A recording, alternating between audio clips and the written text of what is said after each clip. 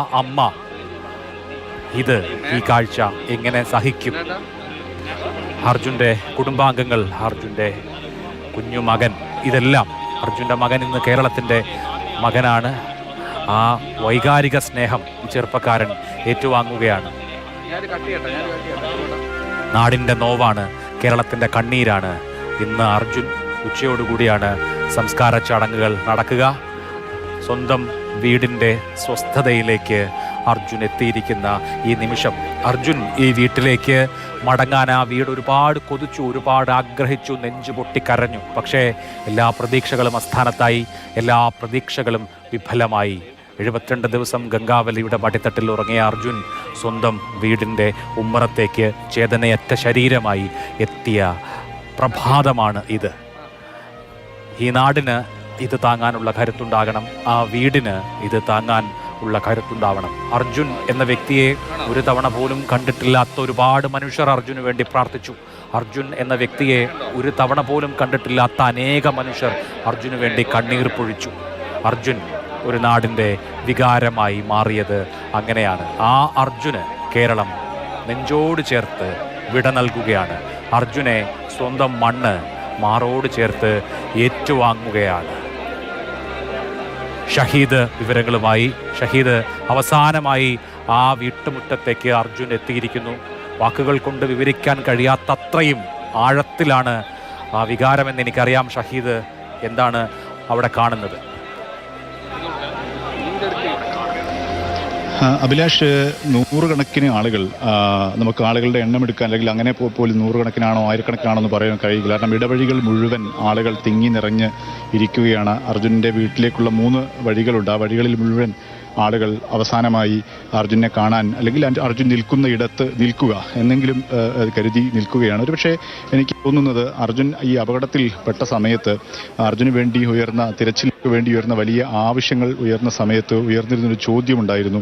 എന്തിനു വേണ്ടി ഇത്ര പ്രധാനപ്പെട്ട ആളാണോ ഒരു ലോറി ഡ്രൈവർ വേണ്ടി എന്തിനു വേണ്ടി ഇങ്ങനെ തിടുക്കം കൂട്ടുന്നു എന്നൊക്കെയുള്ള ചില ചോദ്യങ്ങൾ ഉയർന്നതായി നമ്മൾ കേട്ടത്. പക്ഷേ ആ ചോദ്യങ്ങൾക്കെല്ലാമുള്ള വലിയ ഉത്തരമാണ് ഇന്ന് നമുക്കിവിടെ കാണുന്നത്. അതായത് എങ്ങനെയാണ് കേരളം നമ്മുടെ സഹോദരനെ അർജുൻ എന്ന സഹോദരനെ നെഞ്ചോട് ചേർത്ത് പിടിക്കുന്നത്. ആ ഒരു ഏതൊരു ജോലിയോ അല്ലെങ്കിൽ അത്തരത്തിലൊന്നും വിലയിരുത്താതെ ഒരു മനുഷ്യൻ്റെ ജീവന് എത്രത്തോളം വില കൽപ്പിക്കുന്നുണ്ട്, ഒരു സഹോദരനെ എത്രത്തോളം മനുഷ്യനെന്ന് പരിഗണന നൽകുന്നുണ്ട് എന്നുള്ളതിനൊക്കെയുള്ള വലിയ ഉത്തരം നമുക്ക് ഇവിടെ നിന്നും ഇപ്പോൾ കാണാൻ കഴിയും. അങ്ങനെയാണ് എനിക്ക് ഈ ഘട്ടത്തിൽ തോന്നുന്നത്.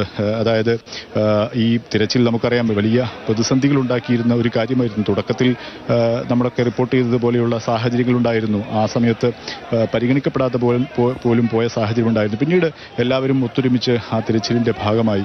പക്ഷേ ഇപ്പോൾ നമുക്ക് ഇവിടെ കാണുന്നത്, ഞാൻ രാവിലെ പുലർച്ചെ മുതൽ ഇവിടെ കാണുന്നത്, വിവിധ ഇടങ്ങളിൽ നിന്നും കിലോമീറ്ററുകളോളം ദൂരങ്ങളിൽ നിന്ന് പ്രായപ്പെട്ട സ്ത്രീകൾ ഉൾപ്പെടെയുള്ള ആളുകൾ, കുട്ടികൾ ഉൾപ്പെടെയുള്ള ആളുകൾ ഇങ്ങോട്ട് ഒഴുകിയെത്തുകയാണ്. അർജുൻ അവരെ ഇതുവരെ കണ്ടിട്ടില്ല. ഈ അപകടത്തിന് ശേഷമാണ് അർജുൻ എന്ന വ്യക്തിയെക്കുറിച്ച് അവർ അറിയുന്നത്. ഒരു പരിചയവുമില്ല. അങ്ങനെയുള്ള ആളെ കാണാൻ വേണ്ടി, അല്ലെങ്കിൽ അങ്ങനെയുള്ള അർജുൻ ഇങ്ങനെ അപകടത്തിൽപ്പെട്ട് ഇവിടേക്ക് എത്തുന്ന സമയത്ത് ഞാൻ ഇവിടെ ഉണ്ടാകണം, ആ സ്ഥലത്ത്, ആ മണ്ണിൽ, അർജുനൻ്റെ വീട്ടു പരിസരത്ത്, അർജുൻ കളിച്ചു വളർന്ന അവൻ്റെ നാട്ടിൽ ഞാനും ഉണ്ടാകണം എന്നുള്ള ഒരു ചിന്തയിലാണ് അങ്ങനെ ആളുകൾ പുലർച്ചെ മുതൽ തന്നെ ഇങ്ങോട്ട് വന്ന് ഒഴുകിക്കൊണ്ടിരുന്നത്. ഈ പരിസരങ്ങളിലൊക്കെ ചിലയിടങ്ങളിലൊക്കെ ഇന്നലെ മുതൽ തന്നെ ആളുകൾ എത്തി ഇവിടെ പലയിടങ്ങളിലും താമസിച്ചിരുന്നുവെന്ന് നമുക്ക് മനസ്സിലാക്കാൻ സാധിക്കുന്നു. അങ്ങനെ മലയാളി അവൻ്റെ ഹൃദയത്തിലേക്ക്, അവൻ്റെ ഏറ്റവും അടുത്ത ഒരു സുഹൃത്തായി, സഹോദരനായി, ഒരു മകനായി കണക്കാക്കി മാറി, അങ്ങനെ ആയിക്കഴിഞ്ഞു അർജുൻ എന്നുള്ളതാണ്. ഒരുപക്ഷെ നമുക്ക് എൻ്റെ അനുഭവത്തിലൊന്നും ഇങ്ങനെ ഒരു യാത്രയപ്പ്, നേരത്തെ നമ്മൾ പറഞ്ഞതുപോലെ വലിയ മന്ത്രിമാർക്കോ രാഷ്ട്രീയ പ്രമുഖർക്കോ അങ്ങനെയൊക്കെ കിട്ടുന്നൊരു യാത്രയപ്പ് മാത്രമാണ് നമ്മൾ ഇങ്ങനെ ഒരു ആൾക്കൂട്ടത്തെ കണ്ടിട്ടുള്ളത്. അവരെയൊന്നും അറിയാത്ത ആളുകളൊക്കെ ഇവിടേക്ക് എത്തുന്ന സാഹചര്യം എപ്പോഴും നമ്മൾ അങ്ങനെയാണ്, അല്ലെങ്കിൽ നേരിട്ട് പരിചയമില്ലാത്തവർ പോലും എത്തുന്നത് അത്തരം യാത്രയപ്പുകൾക്കാണ്. പക്ഷേ പക്ഷേ ഇവിടെ ഞാൻ സൂചിപ്പിച്ചതുപോലെ ഒരു സാധാരണ മനുഷ്യൻ, ഒരു തൊഴിലാളി, ഒരു ട്രക്ക് ഡ്രൈവർ, ആ മനുഷ്യന് വേണ്ടി ആളുകൾ ഹൃദയം പിടയ്ക്കുന്നു, ആളുകളുടെ മനസ്സ് കണ്ണുനീര് വരുന്നു, ഹൃദയം തകരുന്ന സാഹചര്യം. നമുക്കറിയാം, ഇങ്ങനെ ഒരു മരണമൊക്കെ ഉണ്ടാകുമ്പോൾ കുടുംബത്തിൽ അതിന് വലിയ ആഘാതവും അനിശ്ചിതത്വവും ആ രീതിയിലുള്ള സങ്കടങ്ങളും വേദനയും ഒക്കെ ഉണ്ടാകും. പക്ഷേ ഈ കുടുംബത്തിൻ്റെ വേദനയും സങ്കടവും ഒക്കെ ഉണ്ട്. പക്ഷേ ആ വേദന നാടൊന്നാകെ ഏറ്റെടുക്കുന്നത് നമ്മൾ കഴിഞ്ഞ ദിവസങ്ങളിൽ കഴിഞ്ഞ 72 ദിവസങ്ങളിൽ കണ്ടു. അതുതന്നെയാണ് ഇന്നും നമുക്ക് ഈ അർജുൻ അന്ത്യയാത്രയാൽ നൽകാൻ വേണ്ടി വീട്ടിലേക്ക് എത്തുമ്പോഴും ഇവിടെ നമ്മൾ കണ്ടുകൊണ്ടിരിക്കുന്നത്. ആളുകൾ വളരെ സങ്കടത്തോടുകൂടി, ഗദ്ഗതത്തോടുകൂടി അർജുനെ ഓർക്കുന്നവരുണ്ട്. ഈ നാട്ടുകാർ, നമ്മൾ തുടക്കം മുതലേ തന്നെ നാട്ടുകാർ നമ്മളോട് സംസാരിക്കാറുണ്ടായിരുന്നു. വളരെ സജീവമായി നാട്ടിലെ സാമൂഹ്യ രാഷ്ട്രീയ വിഷയങ്ങളിലൊക്കെ ഇടപെടുകയും പ്രത്യേകിച്ചും 2018 നമ്മുടെ പ്രളയകാലത്തൊക്കെ വളരെ സജീവമായി സന്നദ്ധ പ്രവർത്തനത്തിനൊക്കെ ഇറങ്ങിയിരുന്ന ഒരു വ്യക്തി, വളരെ സഹൃദയനായ ഒരു വ്യക്തി, എല്ലാവരോടും സ്നേഹത്തോടെ വ്യക്തി. അതിലൊക്കെ ഉപരി ഈ കുടുംബത്തിന് പ്രത്യേകിച്ചും അറിയാം, ഈ വീട് നിൽക്കുന്ന ഈ സ്ഥലമൊക്കെ ഈ വെള്ളം കയറുന്ന ഒരു സ്ഥലമാണ്. കുറച്ച് മഴ പെയ്താൽ വെള്ളം കയറുന്ന ഒരു സ്ഥലമാണ്. അവിടെ സ്വന്തമായി കുടുംബത്തിന് സുരക്ഷിതമായ ഒരു വീട് എന്ന സങ്കല്പത്തിലേക്ക്, സ്വപ്നത്തിലേക്ക് കൈപ്പിടിച്ചത് അർജുൻ തന്നെയായിരുന്നു. അവൻ ചെറുപ്പം മുതലേ, അധികം പ്രായമാകുന്നതിന് മുമ്പ് തന്നെ സ്വന്തമായി ഒരു തൊഴിൽ വേണം, അധ്വാനിച്ച് കുടുംബം പുലർത്തണം, അങ്ങനെ കുടുംബത്തിലും നാട്ടിലുമൊക്കെ തൻ്റെ സജീവമായ യൗവനം നിലനിർത്തണം, അങ്ങനെ നിറയ്ക്കണം എന്നൊരു ചിന്ത അർജുനുണ്ടായിരുന്നു. അത് വീട്ടിൽ നമ്മൾ കണ്ടു. കുടുംബത്തിന് സുരക്ഷിതമായി കഴിയാനുള്ളൊരു വീടിൻ്റെ പ്രയത്നത്താലാണ് ഉണ്ടായത്. പിന്നീട് ഏറ്റവും പല ജോലികൾ അർജുൻ ചെയ്തിരുന്നു. പെയിൻറ്റിങ് തൊഴിലൊക്കെ അർജുൻ ചെയ്തിരുന്നു എന്ന് നമുക്ക് അറിയാൻ കഴിഞ്ഞിട്ടുണ്ട്. അതിനിടയിലാണ് ഇങ്ങനെ ഒരു ബന്ധു തന്നെയാണ് ഡ്രൈവിംഗ് പരിശീലിപ്പിക്കുന്നത്. അതിനുശേഷം ട്രക്ക് ഡ്രൈവ്, മനാഫിൻ്റെ ടിമ്പർ ട്രക്കിലെ ഡ്രൈവറായി അർജുൻ ജോലിക്ക് പ്രവേശിക്കുന്നു. അതിനുശേഷം ഈ മനാഫും മറ്റുള്ളവരൊക്കെ പറഞ്ഞത് നമ്മൾ കേട്ടിട്ടുണ്ട്. വലിയ പാഷനായിരുന്നു അർജുന് ഡ്രൈവിംഗ് എന്നുള്ളത്. അദ്ദേഹത്തിൻ്റെ ചില വീഡിയോയിലൊക്കെ നമ്മൾ കണ്ടിട്ടുണ്ട്. വളരെ സന്തോഷത്തോടുകൂടി, വളരെ പാഷനോടുകൂടി ജോലി ചെയ്തിരുന്ന ഒരു സുഹൃത്ത്, കഠിനാധ്വാനിയായ ഒരു യുവാവ്. ആ നാട്ടിൽ ഞാൻ നേരത്തെ സൂചിപ്പിച്ചതുപോലെ നാട്ടിലെ എല്ലാ ആവശ്യങ്ങൾക്കും ഒന്ന് വിളിച്ചാൽ വെളിപ്പാടകലെ എത്തുന്ന ആൾ. അദ്ദേഹത്തിൻ്റെ അയൽവാസിയായ സുഹൃത്ത് നമ്മളോട് പറഞ്ഞിരുന്നു, ഈ പ്രളയകാലത്തിന് ശേഷം ഈ പ്രളയം ജലം നിറഞ്ഞ് ആളുകൾക്ക് ശുദ്ധജലം കിട്ടാനില്ലാത്തൊരു സാഹചര്യം ഉണ്ടായിരുന്നു ഈ പ്രദേശത്ത്. ആ സമയത്തൊക്കെ അവിടെ വാഹനത്തിൽ വെള്ളം എത്തിക്കാൻ വേണ്ടി സ്വയം സന്നദ്ധനായി വണ്ടി ഓടിക്കാൻ ഈ അർജുൻ മുന്നിലുണ്ടായിരുന്നു എന്നുള്ളതാണ്. അതിന് ദിവസങ്ങളോളം ആ പ്രവൃത്തി അർജുനും സുഹൃത്തുക്കളുമൊക്കെ തടസ്സമില്ലാതെ തുടർന്നുകൊണ്ടിരുന്നു. അങ്ങനെയൊക്കെ അർജുൻ്റെ സാന്നിധ്യമുള്ളൊരു മണ്ണാണ് ഈ കണ്ണാടിക്കൽ പ്രദേശം. വലിയ സൗഹൃദമുള്ള സ്നേഹസമ്പന്നമായ ഒരു ഗ്രാമപ്രദേശമാണ്, നഗരത്തിനോട് ചേർന്ന സ്ഥലമാണെങ്കിൽ കൂടി. അവിടെയാണ് ഇപ്പോൾ ആളുകൾ ഇങ്ങോട്ട് ദേശാന്തരങ്ങൾ കടന്ന്, ദേശവ്യത്യാസമില്ലാതെ വിവിധ ഇടങ്ങളിൽ നിന്നും ആളുകൾ ഇങ്ങോട്ട് ഒഴുകിക്കൊണ്ടിരിക്കുന്ന ഒരു സാഹചര്യം. അവസാനമായി യാത്ര നൽകുക എന്നുള്ളത് തന്നെയാണ്. നമുക്കറിയാം, അനിശ്ചിതത്വം ഉണ്ടായിരുന്നു, വലിയ അനിശ്ചിതത്വം. അർജുനെ കിട്ടുമോ, എന്തെങ്കിലും ശേഷിപ്പുകൾ കിട്ടുമോ എന്നുള്ള ഒരു ചോദ്യം ഉണ്ടായിരുന്നു. തിരച്ചിലിന് വലിയ പ്രതിസന്ധികളുണ്ടായിരുന്നു. അതിനെയെല്ലാം കുടുംബത്തിൻ്റെ വലിയ മനസ്ഥൈര്യം, ഒപ്പം തന്നെ അദ്ദേഹത്തിൻ്റെ സുഹൃത്തുക്കൾ, ട്രക്ക് ഡ്രൈവർ മനാഫ്, നമ്മുടെ സർക്കാർ സംവിധാനങ്ങൾ, കർണാടക സർക്കാർ സംവിധാനങ്ങൾ, അങ്ങനെ എല്ലാവരും അവസാന ഘട്ടത്തിൽ ഉണർന്ന് എഴുന്നേറ്റ് സജീവമായി തിരഞ്ഞു. പക്ഷേ എന്തെങ്കിലും ഒരു ശേഷിപ്പ് കിട്ടിയാൽ മതി എന്നുള്ളതായിരുന്നു അർജുന്.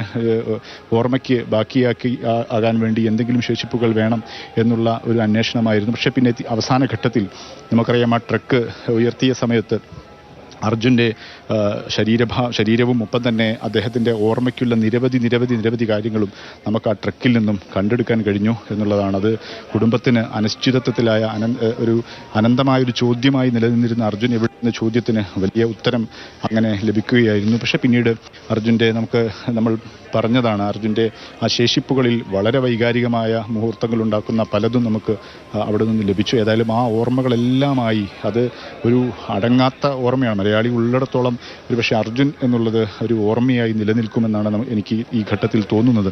അത്രത്തോളം മലയാളി അതിനെ നെഞ്ചേറ്റി കഴിഞ്ഞു അർജുൻ എന്ന ചെറുപ്പക്കാരനെ. അത് പല കാരണങ്ങൾ കൊണ്ടാണ്. അതായത് നമ്മുടെ ഒരു ജീവിത സന്ധാരണത്തിന് വേണ്ടി, കുടുംബം പുലർത്താൻ വേണ്ടി ഇതര സംസ്ഥാനം ഉൾപ്പെടെയുള്ള മറ്റു സ്ഥലങ്ങളിലേക്ക് ട്രക്ക് ഡ്രൈവറായി പോകുക എന്നുള്ളത് അത്ര എളുപ്പമുള്ളൊരു ജോലിയൊന്നുമല്ല.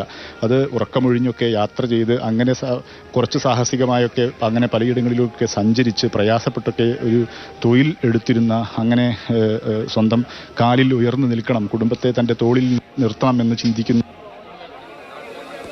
ആഗ്രഹം അത് വലിയ അപകടത്തിലേക്ക്, അല്ലെങ്കിൽ അത് ആ ജോലിക്കിടെ ഉണ്ടായിരുന്ന ആ അപകടം പിന്നീട് നമ്മൾ കണ്ടത്, എടുത്തു പറയേണ്ട ഒരു കാര്യം കുടുംബത്തിൻ്റെ മനോധൈര്യം തന്നെയായിരുന്നു.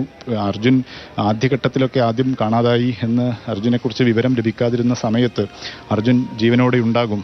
ഒരുപക്ഷെ പല ഇടങ്ങൾ പറഞ്ഞിരുന്നു ആളുകൾ. അവിടെ വലിയ മഴയും ഒക്കെ ഉണ്ടായ സമയത്ത് ആളുകൾക്ക് ഈ ട്രക്ക് ഡ്രൈവർമാർ പല വഴികളിലൂടെ സഞ്ചരിച്ച് സുരക്ഷിതമായി എത്താൻ വേണ്ടി ശ്രമിക്കുക. അങ്ങനെയുള്ള ഏതെങ്കിലും ഈ കാട്ടിലൂടെയൊക്കെയുള്ള വഴികളിലൊക്കെ എവിടെയെങ്കിലും അർജുൻ ഉണ്ടാകുമെന്നൊരു പ്രതീക്ഷ ഉണ്ടായിരുന്നു. പക്ഷേ ഒരു ദിവസം 2 ദിവസം കഴിയുമ്പോഴേക്കും ആ പ്രതീക്ഷ അങ്ങനെ നിൽക്കേണ്ടതില്ല എന്ന് കുടുംബം തീരുമാനിക്കുന്നു. പിന്നീട് കുടുംബം തകരുന്നതല്ല നമ്മൾ കണ്ടത്. വളരെ മനോധൈര്യത്തോടു കൂടി കുടുംബം അർജുൻ എവിടെയെന്നൊരു ചോദ്യത്തിൽ അർജുന് വേണ്ടിയുള്ള അന്വേഷണത്തിന് അവർ നേരിട്ട് ഇറങ്ങുന്നു. മാധ്യമങ്ങളെ നേരിട്ട് കാണുന്നു, പോലീസ് ഉദ്യോഗസ്ഥരെ കാണുന്നു, സർക്കാർ സംവിധാനങ്ങളെ സമീപിക്കുന്നു. അങ്ങനെ മനോധൈര്യത്തോടുകൂടി അവർ നിലനിന്നു എന്നുള്ളതാണ് വലിയ എടുത്തു പറയേണ്ട ഒരു കാര്യം.